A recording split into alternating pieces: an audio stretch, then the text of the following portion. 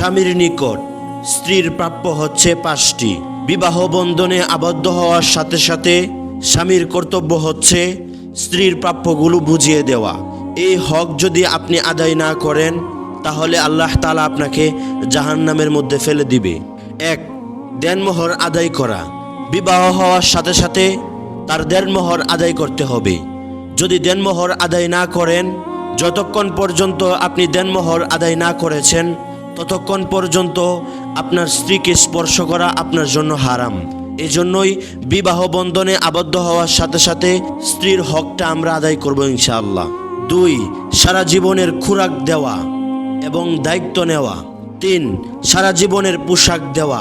তার নিত্য প্রয়োজনীয় জিনিসগুলো কি কি লাগে না লাগে এই সব কিছুই আপনি তার হকদার, আপনাকেই দিতে হবে।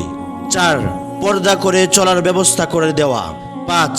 সারা জীবন থাকার জন্য ভালো একটা ঘর নির্মাণ করে দেওয়া।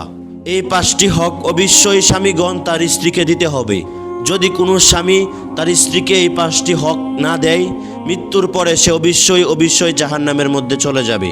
আল্লাহ তাআলা আমাদের এই 5টি হক সঠিকভাবে আদায় করা তৌফিক দান করুক। আমিন।